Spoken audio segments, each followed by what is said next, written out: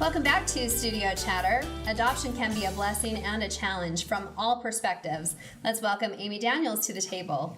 Welcome. Thank you. Oh, Hey, it's nice to be here. Thanks for coming and sharing this great message. Yes, indeed. And now we're going to be talking about adoption or perspectives, as we were saying. And I know your daughter because I started doing her hair. Yes, you did. Which is the cutest. Oh, wow. When she's just a baby. Oh. So she's 10 now. No way, Oh, my yes. word. So a baby. Yes. So baby. this is about 8 months old in Ghana. In Ghana, where I'm from. See, yeah. that's our connection. Oh, that's right. Yeah. And her name? And her name is Amma, which is in Ghana, you get a name for the day of the week you're born. Oh, And so that means so- 1/7 of the people all have the same name. Absolutely. Absolutely. Yes. Wow. Yes. So she is born on Saturday. Okay. Well, I'm interested to know then how the two of you met and then how you started doing right. hair. Was it on Facebook? Yes, she it said was, well, Thomas Apia, Oh. a mutual friend of ours, tagged us in the new MTC in Ghana. They built a brand new MTC in Ghana and tagged all the people that had connections to Ghana. And I saw her and I was like, ooh, I think she might live close by and she can help me with hair. That's right. Oh, really? So- Oh, that's cool. So we met at the splash pad. And I it's- totally thought she was somebody else. Oh, no. Yeah. it's just a love story ever That's since, right. right? Absolutely. So you've had this ongoing relationship for a number of years. Oh, no. No.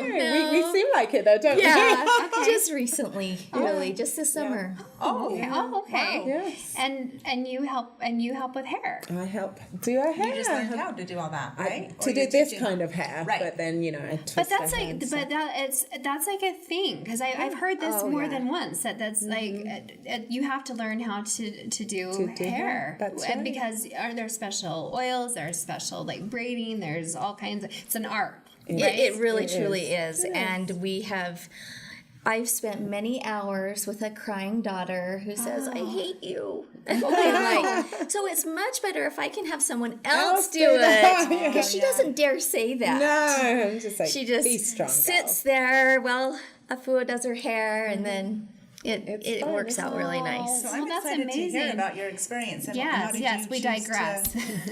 Yeah, you decided you felt. So I am the only biological child of my parents. Okay. So when I was 5 years old, my parents adopted my younger brother. Okay. So he's 5 years younger than I am. And then when I was 13, another brother was adopted. And then when I was 15. And they're Afro-American. And I have two African-American brothers and one Oh. Caucasian brother. So, okay. so I've grown up with it. This is my family, my life. So I knew when I got married, I'd wiggle it in somewhere, I knew I would adopt. Okay.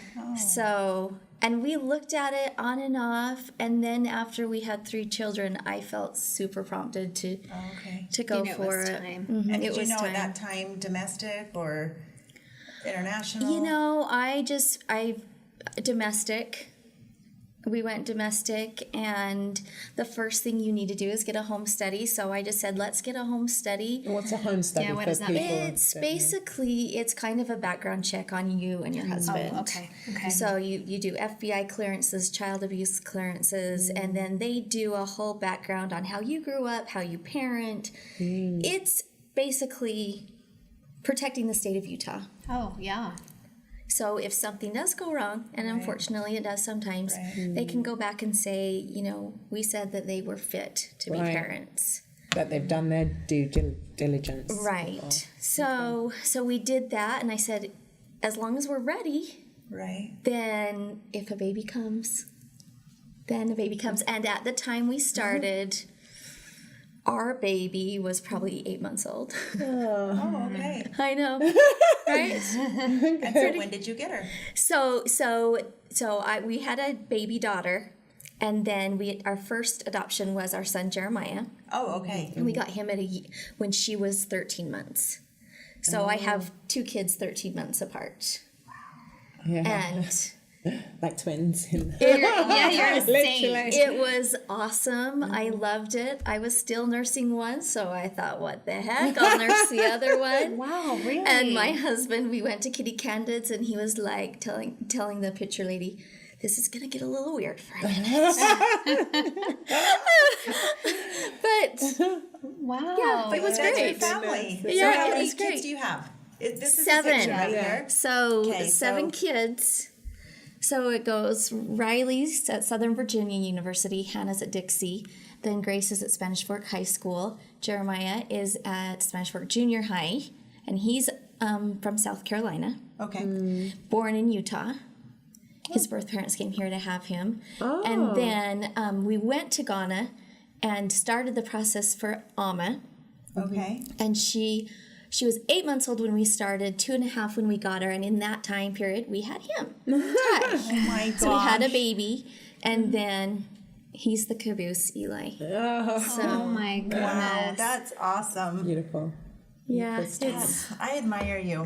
Oh, me Well, Or too. just to have more than 4 kids. Yeah, Anyone. right? I'm like, oh, And then add adoption on top. right. it's a journey. Well, so now it's a part of your life. You obviously grew up around it. You have made it a part of your own home, and now you're helping others bring it into theirs. So help us understand. The whole Just process. say I. Just say I. Just feel prompted if I wanted to bring a baby into my home. So, and I came to you and said, please help me. So we go through the background check, and I just wanted to get an idea of, let's say, costs, ballpark. Right. Because I mean, obviously it costs money. It does cost. There's a lot of different avenues. And Okay. so the costs range depending on if you're going through an agency. Okay.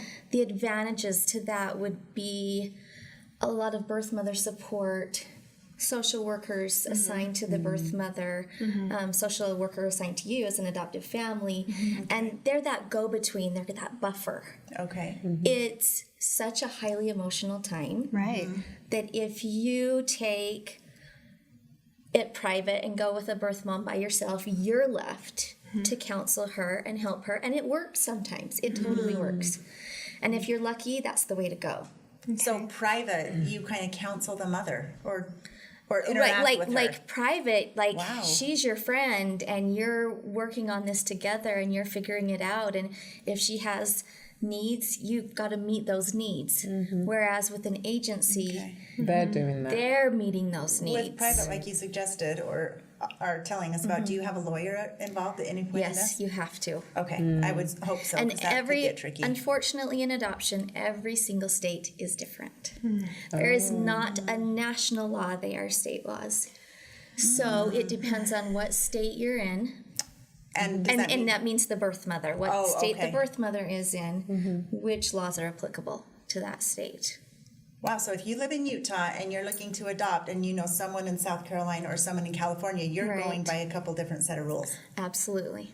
Oh, Yes. wow. And do you still communicate with even after you've adopted, do you still stay connected to the parent, or do you just... As I've worked with a lot of birth mothers, I've worked in adoption 14 years, and we like to leave it up to the birth moms to decide what they're comfortable with. The trend is open adoption. It's having a relationship, sharing, sharing with these children. I am your birth mom. This is, I'm your tummy mommy. They call it different names. But we like to let them dictate it because they're making the sacrifice. They're making a huge sacrifice. And maybe what they are even willing to do or capable of doing in the future. Right. So with my kids, we don't, my son Jeremiah, we have some contact with his birth mother in South Carolina. Okay. She has a lot of health issues and has gone through a lot of things, and so it's been hard for us and for him to Really? hear about it, and there's not a lot we can do. Has he met her? He hasn't. Okay. Does he want to? I think he would. But again, it's up to her, and she due to her health issues isn't in a place that she doesn't want him to see her like Oh, darn. She has progressive MS. It's very like advanced. Oh, okay. And she's a young girl. I mean, goodness, just early 30s. Oh, wow. So what about your daughter? And then Amma, in Ghana, typically what happens is a child is placed in an orphanage once they can't feed them and take care of them. So that's typical. Her situation was not typical. She was dropped off by a grandfather, and we don't have background on her birth parents or anything. So she was in the orphanage from the time she was born. Okay. And the process is difficult. International versus domestic. The process is really, really hard, but doable. Right. Very, very doable. So really, when you make up that decision, and it's a conscious decision that you make, right? Then you go all the way, and because it was a long time.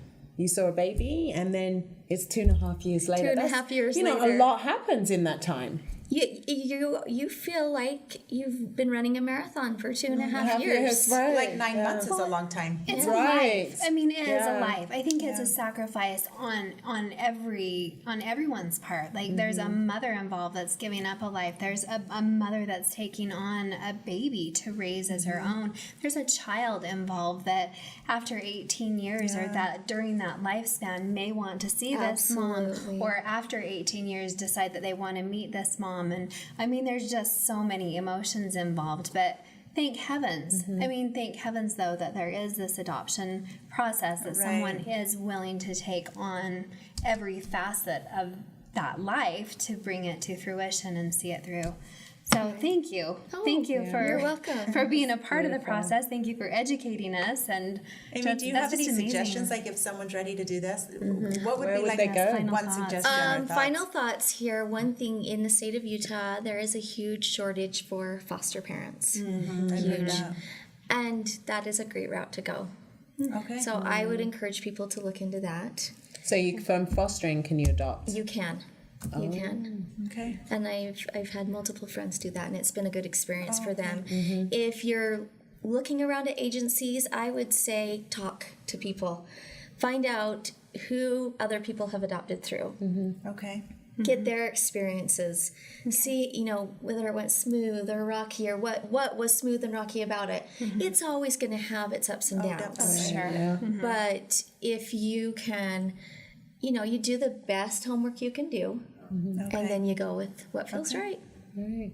Good to know. Yes. Wonderful. How might one get a hold of you? Maybe. You know what? If they can. Can we? Can they? Totally. Probably the best way is Facebook. Add me on Facebook. Okay, Amy Daniels. Yes. Yeah, you'll see pictures of my family. You'll know it's me. Oh gosh, and yes, that's amazing. Well, thank you. That's a great asset for people just that have questions. Absolutely. Awesome. Well, And we'll thanks have again. information on our website too, Yes. on Studio Chatter, right? Yes. Okay. Very Thanks, good. Amy. Yeah. You're welcome. Good to meet you. Well, coming up next, do you keep a journal? Let's chat about that. Don't go anywhere.